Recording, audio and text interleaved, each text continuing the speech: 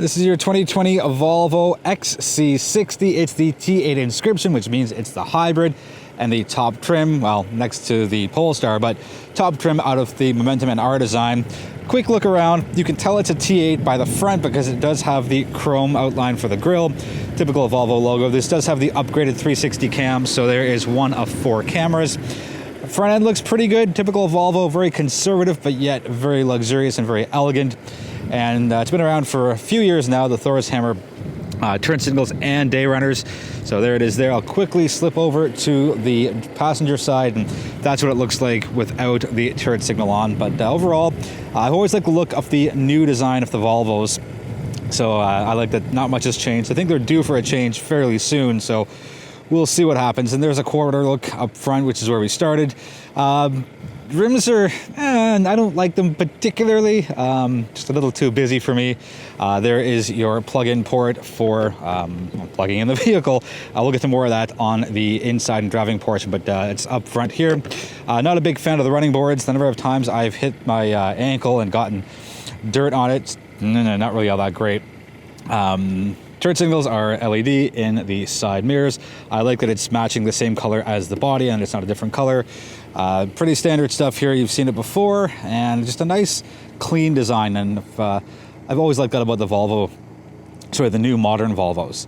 As we go around to the rear, twin tailpipes, so good job on the symmetry.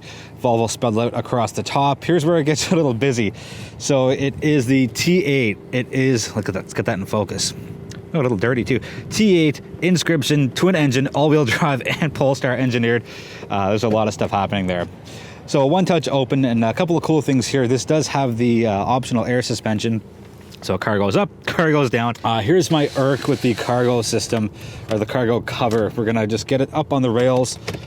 Up on the rails. Here we go. And it slides up like that. And you're thinking, okay, well, what's the big deal?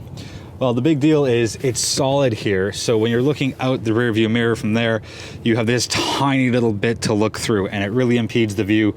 So I don't like the design of that. So I always keep it down and fold it away just so it's out of the way. Starting with the rear seats of the 2020 XC60.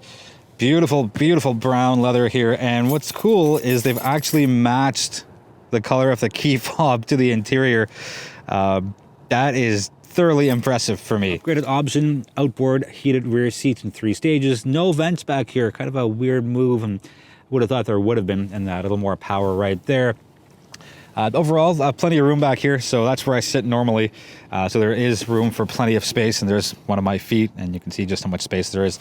And put the seat up, and you got a lot more space. So let's close that. Take a look inside the front seat, or starting at the front seat. I put the can of 7 up there on purpose to tell you don't put a can of pop here because it moves quite a bit. The cup holders are just beneath that right there. But let's go back to the inside of the door panel. I love the brown accent. It just looks so sharp along with the black and the yellow speaker cover. It just looks so classy, and it's the upgraded Bowers & Wilkins system. I believe it's 1100 watts and 15 speakers. Adjustable thigh extenders here. They're Volvo seats, so to me they are the best in the industry, hands down, no questions asked. They're just first by a mile. Side bolster is just beautiful. Because this is the inscription, they're going the extra mile, so it's actually etched in there. Really nice move there, Volvo. All right, not much new here. It's a carryover model, so I'm just going to quickly show you the dashboard. Different settings. There's chrome rings, plain or minimalistic, sport, and something else. I'll get to that in the driving portion for some B-roll. Heated steering wheel. The entire wheel is heated. Easy way to do things is you swipe to the right, and that's all your safety information. Scrolls up and down. You hit the home button, go back to where you were, and you swipe to the left. And just a few shortcuts there and apps. And you go back to the home screen, and you push down, and everything is going to be there as far as the settings go. So pretty good system. I wish there were more tactile buttons. These are important, absolutely, but I don't care for the forward and backward for tracks. I don't. I can do it right here from the steering wheel. Like, give me something else that I can actually use. Temperature settings are here. It's got this cool slider, as you've seen before, and the heated steering wheel button is there. And it's surprisingly responsive when you have gloves on. So I will give Volvo full marks for that, but I really hope they slowly move away from the entire touchscreen setup the way it is. It's good, it's advanced, it's modern, but it's not entirely practical. Yeah, just not a big fan of that. Okay, let's quickly keep going down. This is beautiful. It lights up at night, just absolutely gorgeous. But the problem is, you go up one and it gets to neutral. Sorry, I'm going to put myself back in park and I'll show you again. You go down one, it puts you in neutral, and you go down again and it gets you in drive. I'll show you on the screen right here. So there's on the right, actually right in the middle of your screen, back one, back another, and back another for battery. So I don't know, I think it's a little excessive. On the positive side, 360 cam looks absolutely gorgeous. Let's just put the car in drive for a second, go up a couple of inches, and you can kind of just see it. I'm going to turn the wheel. So you get the moving lines as well. Just a really nice setup in here. Very luxurious, lots of great materials used. Let's get out of that so you're not staring at that.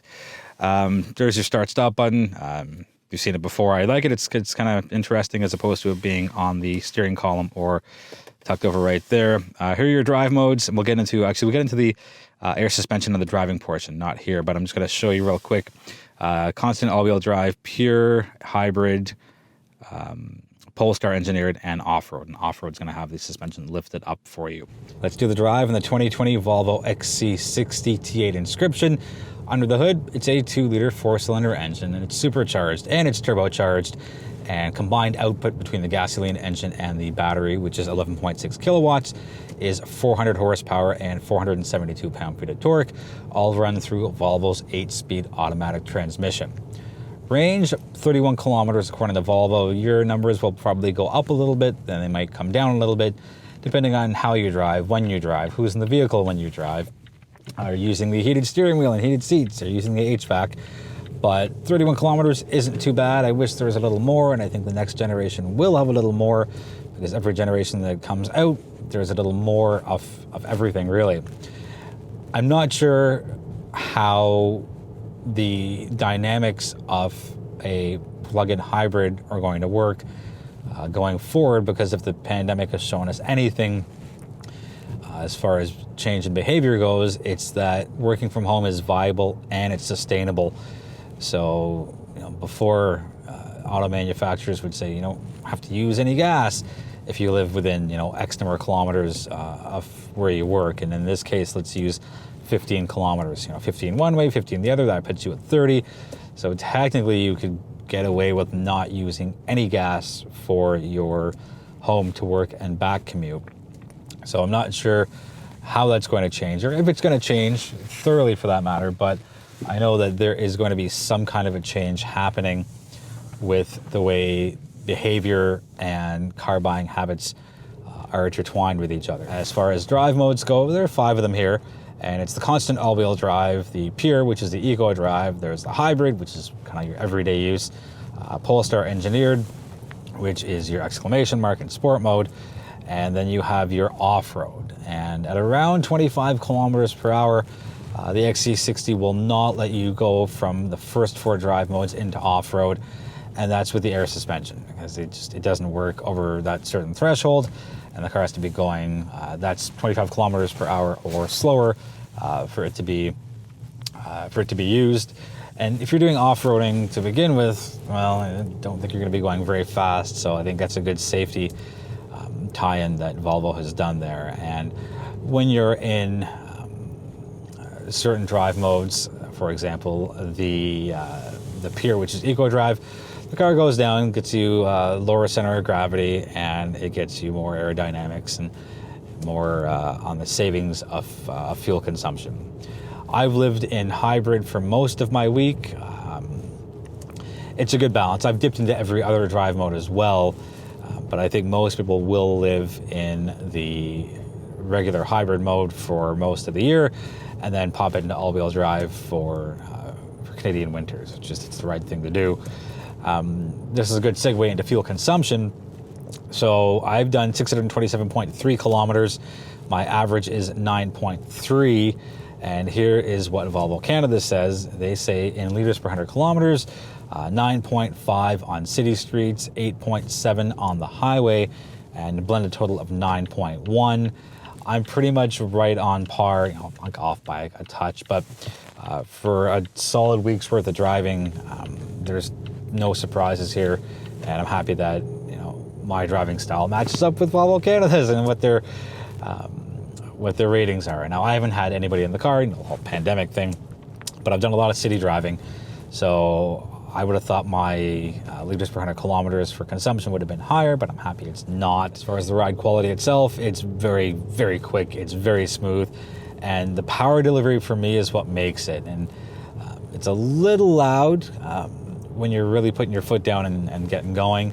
But once you do, it quiets right down, and it's such a serene drive, and it's a peaceful drive. Having a top-notch interior definitely makes a huge difference. Everything from these absolutely perfect leather seats. I've always loved Volvo seats, and they just hug you in all the right spots, and you can move them in different ways. And this does have the option ticked off in the box for massaging seats. They're not bad. I don't know if I'd use them all the time, but as far as creature comforts go and just how beautifully designed and manufactured and created the cabin is, it's a very, very nice place to spend time. Volvo being Volvo, there is a ton of safety put in here. I'll put some of the highlights on the screen for you, both standard as well as what comes with upgraded packages.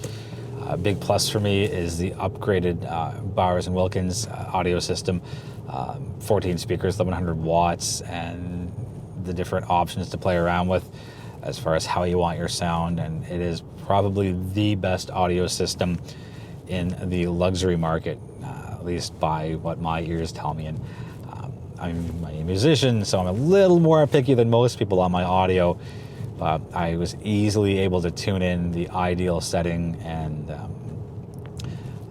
just listening experience for me, I think, on like my first hour of having the vehicle. So if you're going to spring for anything with the XC60, spring for the upgraded audio system. Absolutely worth it. Driving experience is quite good, and it's got a lot of range between the gasoline engine and the battery, and charging times are pretty short too.